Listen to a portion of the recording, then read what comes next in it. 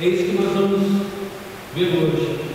E o que nós vamos rever, meditar um pouco, é sobre graça e salvação. Abramos nossas Bíblias em Mateus, capítulo 20, versículo de 1 a 16. Mateus 20, 1 a 16. Conforme for achando, vamos ficando em pé e reverente a palavra.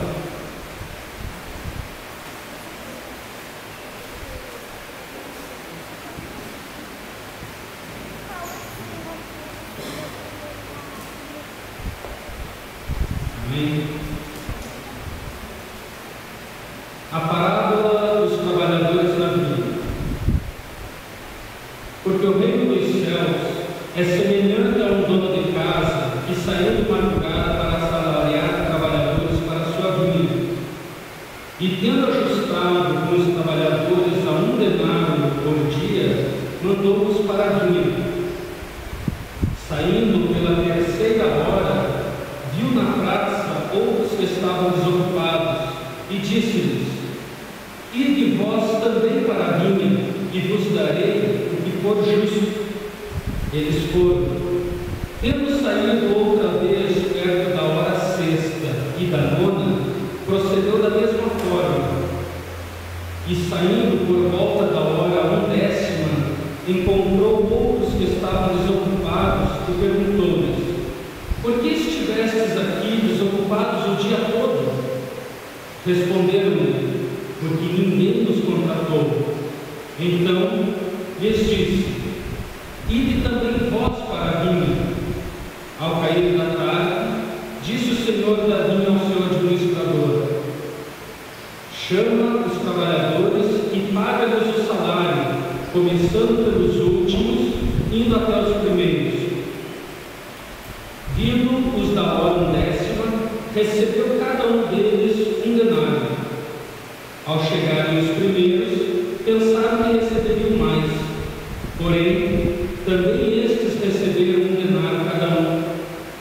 Mas, tendo recebido, murmuravam contra o dono da casa, dizendo: Estes últimos trabalharam apenas 1 hora.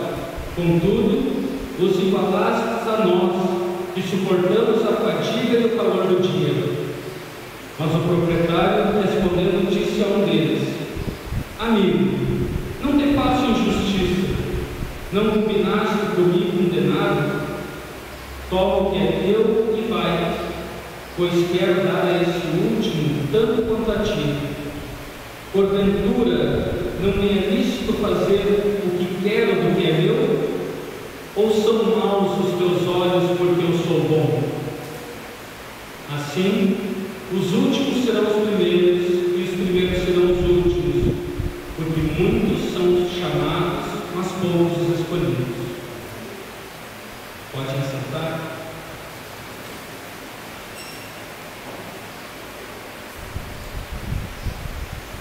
A lógica de Deus nem sempre ela é como a lógica humana. A maioria das vezes não é. Paulo escreveu certa vez sobre a loucura da cruz, e Isaías afirmou que como é diferente o modo como Deus pensa, como é diferente o modo como Deus age, do modo que nós pensamos, que nós agimos.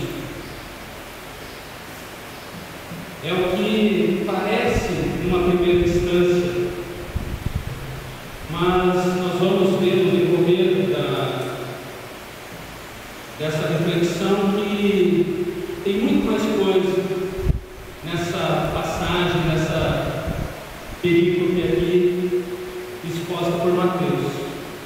Primeiramente, Mateus é o primeiro evangelista. Não foi o primeiro escritor do Evangelho, mas ele consta como primeiro dos 4 livros por ser o que mais se parece com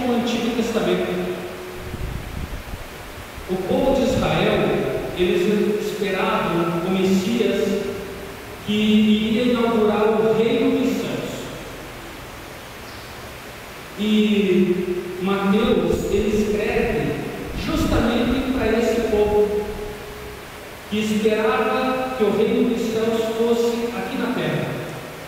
A palavra grega basileia, que significa reino, ela aparece em Mateus 51 vezes.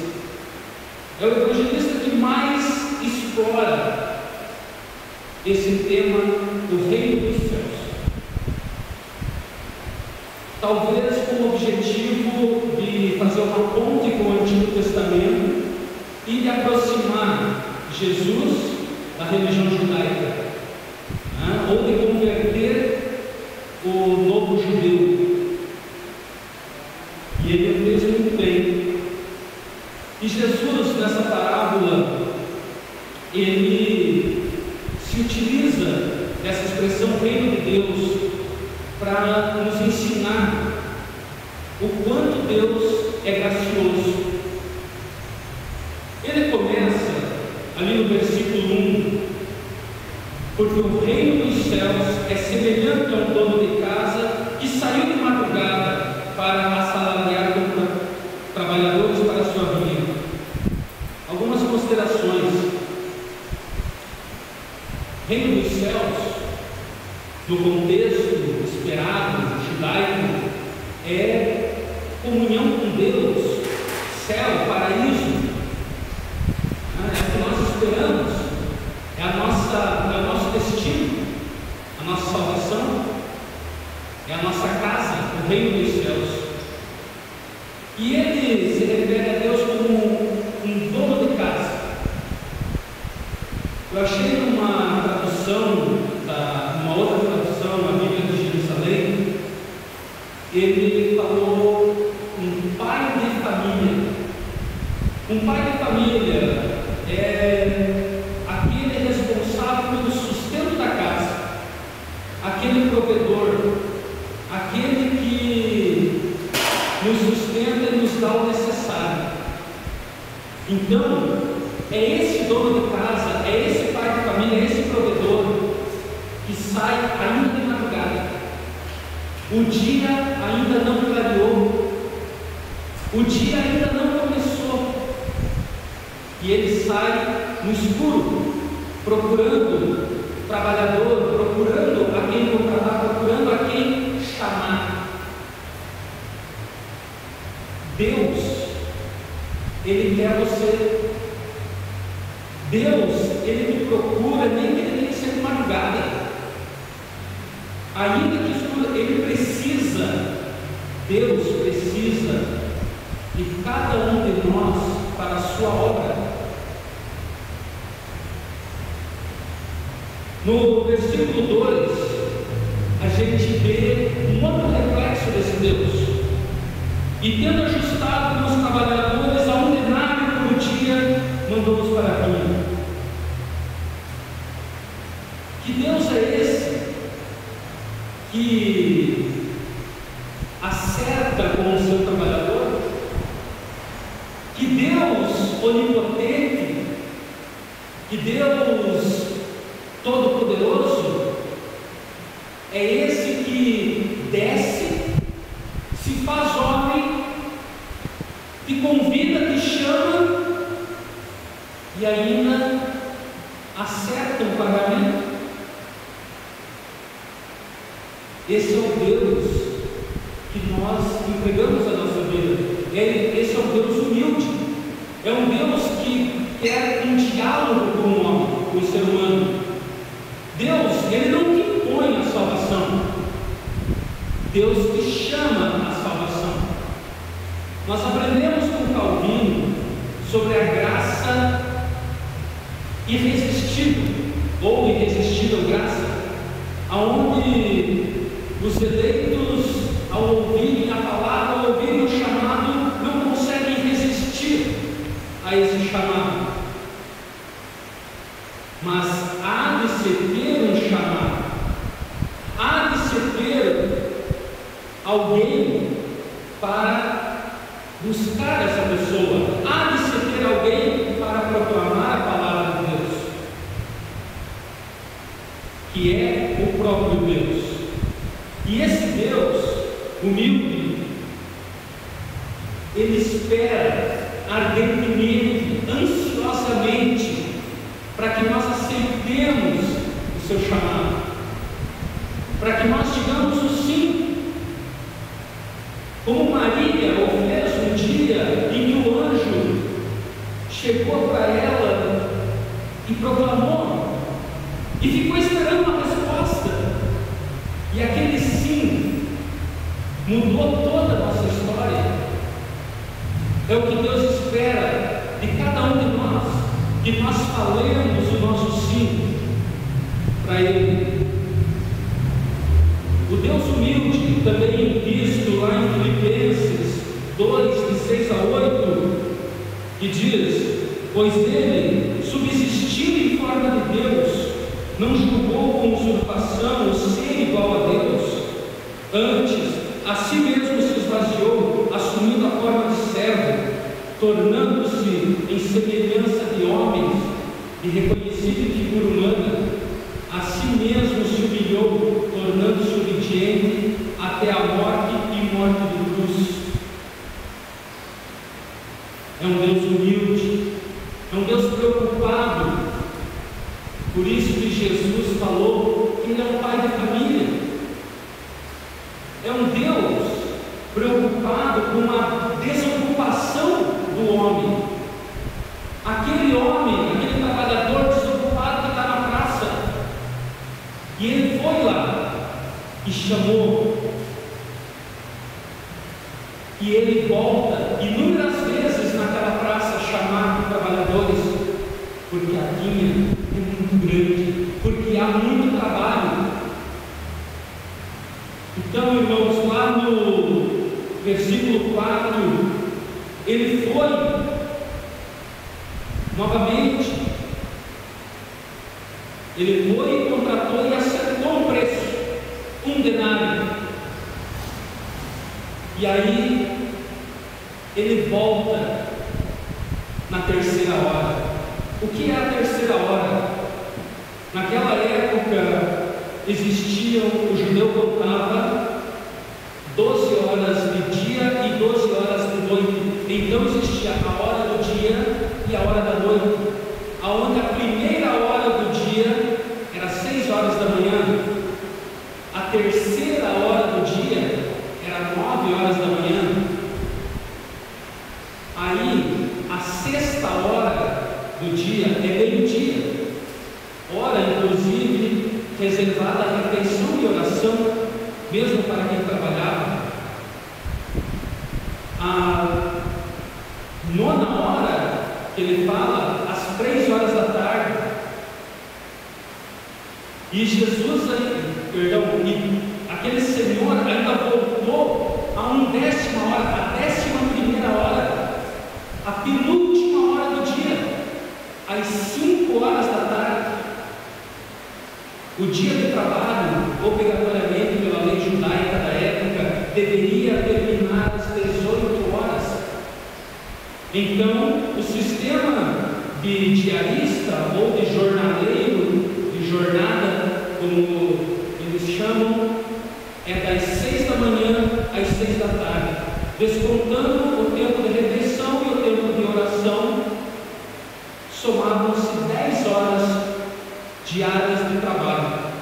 E para isso se pagava 1 denário, um valor, que era o básico, 1 denário por uma jornada. Então, outra coisa interessante da lei judaica da época é que o jornaleiro, isso está previsto, lá na lei hebraica mesmo, no Pentateuco, o jornaleiro ele deve receber antes do sol se pôr, que ninguém vá dormir antes de pagar o diarista que trabalhou para você. E isso é retratado quando Jesus desenha esse quadro, né? Lá no 4, no versículo 4, ele chega pela segunda vez na praça e vos darei o que for justo. Veja, ele já não trata mais em valores, ele fala em justiça.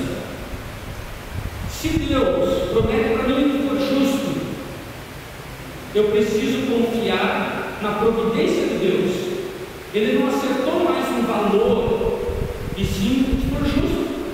Se a promessa de Deus para os trabalhadores do seu reino é pagar o que for justo, nós temos que acreditar, Ele não deixará faltar nada. Será o necessário para uma vida digna. E lá no versículo 5, e saindo por volta da hora 10ª, ou 5 horas da tarde, encontrou outros que estavam desocupados e perguntou-lhes: por que estivesses aqui desocupados o dia todo? Veja, já é final do dia e ainda a gente desocupada na praça, naquela praça. O dia está acabando e as pessoas ficarão sem salário, voltarão para casa com as mãos e o estômago vazio, porque não foram contratadas. E Deus se mostra preocupado e busca o trabalhador, não importa que hora seja, desde que haja tempo de trabalhar pelo menos um pouco.